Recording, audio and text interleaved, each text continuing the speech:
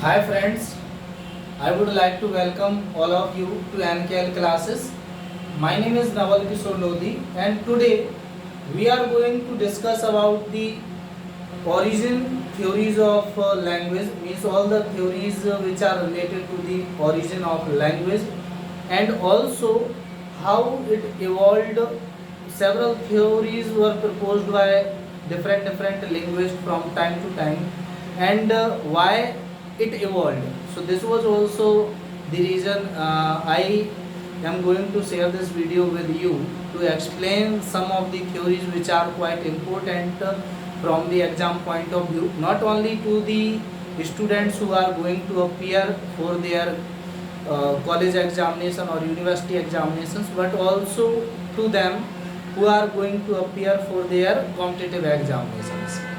So before I start this video, I would like to request all of you to subscribe my channel for the regular updates which for which I share my videos, and would also like to request you that if you like the content I am going to explain in this video, then please do share and do comment to this video, so that I can make some more videos beneficial to all of you and also to me as well.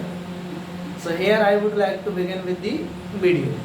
Let's talk about the different theories which were proposed by the linguist from time to time. So these are the several theories which were proposed by different linguists from time to time. Here the very first theory which I would like to begin with is divine source theory. So according to divine source theory, several religions are having own myths in to tell their followers. Like if I talk about the Christianity, if I talk about the Christian religion, then according to Christianity, it was the Adam, the very first man created by God, who called each and every living creature he came across and named them, and whatever the name he used in calling the living creatures became the basis for the formation of language. And if I talk about the Hindu religion, then it was the goddess Saraswati who blessed us with the language. So it means that goddess Saraswati created the language and offered to all the human beings. So this was the myth created by the religion in our Hindu mythology. And if I talk about the Islamic religion, I'm not sure, but I can say like it's Allah. It's Allah who blessed us with language. So there are different religions which proposed several myths, which proposed several source of this particular language according to their own point of view. So, but here I would like to emphasize that all these religions which are providing the different types of sources of language origination, but they are not able to prove it. They are not having any kind of proof or any kind of evidence or any kind of logic behind it. Whatever the theory, whatever the story, whatever the myth, they are cascading to their followers. So this is why this theory criticized by the different linguists from parts of the world from different time. Now next one theory is Bohr theory. So according to this theory, the very first men and women, like if I talk about the Adi Manavs, like the predators, the Adi Manav, the predators imitated the natural sound, and this imitation became the formation of new words and ultimately the new language. And hence it can be said that the earlier men and women imitated the natural sound they heard around them, and this is how a particular language is developed. But here I would like to mention that if we consider the natural sound, if we consider the natural sound around them, somehow, or in my opinion, all the natural sounds are same irrespective of the region we are living in. But if I talk about the different languages we are using in modern world, we are using Hindi, someone is using Telugu, someone is using Bengali, another one is using Gujarati, another one is using English, and several other languages. So if we are imitating the natural sound, how can a language be different from other, specifically when the phonology is concerned, right? And here I would like to emphasize some of the examples which were given to support this theory. Like if we talk about the hissing sound, if we talk about the buzzing sound, then these are some of the natural sounds, and these were imitated by the earlier men and women, and hence formed the language, right? So this was the theory proposed by unknown linguist. I'm not known about it, but if you find, then please do comment. Okay, next one theory is poo-poo theory. So this poo-poo theory was proposed by a renowned scientist Charles Darwin. And Charles Darwin, in his work Descent of Man, published in 1871, emphasized that whatever the emotions a human being is having became the basis for the formation of language. Like if I talk about the feeling of contempt, a feeling of contempt is generally accompanied with a particular sound, like poo or pissing sound. Such kind of sounds are generally accompanied with a kind of emotion, one or another. So this was the theory, or this was the statement given by the Charles Darwin. But here I would like to mention the importance or the role of critics. They did not think it suitable, and they criticized this particular theory and gave the name poo theory according to the sound poo, right? So this was the thing. Now if I talk about the next theory, it is ding dong theory. So ding dong theory was proposed by Max Muller, who was also a renowned scientist and a contemporary of Charles Darwin. And according to Max Muller, there was a mystic relationship between the sound and its respective meaning. So according to the ding dong theory, there is always a mystic relationship between the signifier and signified, or if I say the sound and the respective meaning. Like if I say, if an object is hit by another object, at that same time a particular sound emerges, a particular sound is created. And in the same way, when human being faces a particular situation or experience something, they also respond to it in their own way. And this kind of impact made upon the human beings or the emotions by the surrounding world became the basis for the formation of new words, for the new sounds, and hence the language developed. Now next one theory, which is known as Yo-He-Yo theory.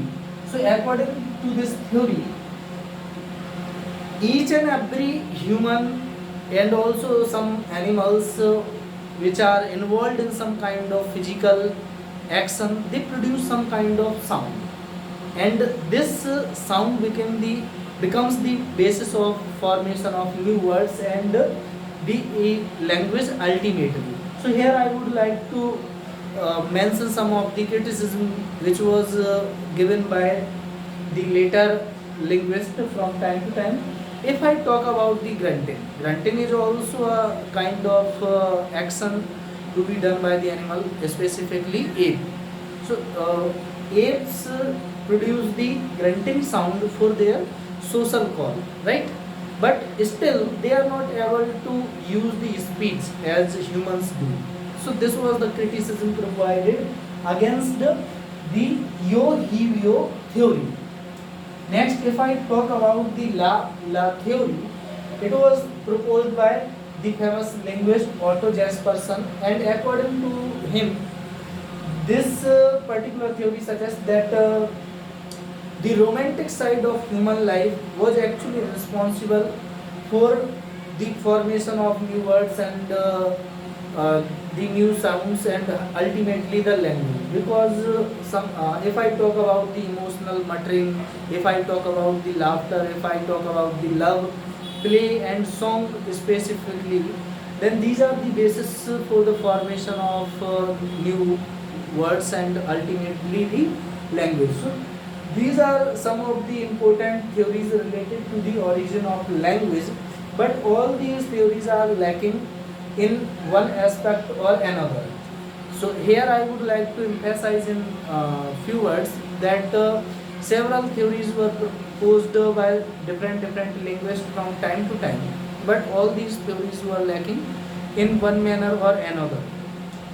So you can say that no one knows exactly how the language originated, and that's why there is no dearth of speculations going around us. We are not knowing the exact way of emerging a particular language. We are having several theories given in our syllabuses prescribed by different universities. We are just knowing what kind of possibilities might be for the formation of language, for the origin of language specifically, if I say. So these were some of the important theories which I discussed. Now if I talk about why it evolved, then obviously we all can have the answer for this question. Like language was evolved to express our feelings and emotions. If we want to express our feelings, our emotions, our thoughts, opinions, then we will have to use a particular language that is understood to the audience or to the listener whom we are talking to, or whom we want to share our emotions or opinions or the feelings with. Language is also used to convey commands, to make some request, and also to raise questions or to interrogate someone. So this is also the usage of language in our daily life and also very important. Next one reason why language evolved is language is also used to share the data and factual information in our daily life, specifically in the offices wherever we are working or we want to work. So each and every office shares information from one person to another person, from one rank holder to another rank holder, from one branch to another branch. And in this sharing of information or the factual description, we use a particular language, right? And that can be termed as business language, but or business communication, but it is also the part of language ultimately.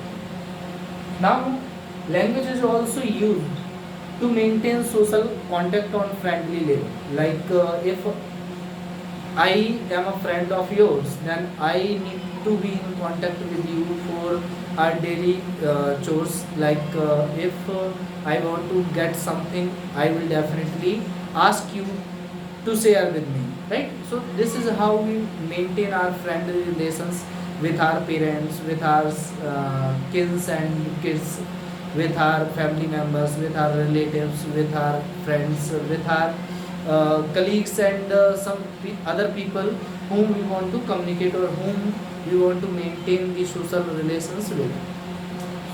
And again, if I talk about the specific uses of language, then we can also say that language is also used in aesthetic purposes like poetry, like to entertain ourselves, to entertain others, to make someone feel better and to make someone happier.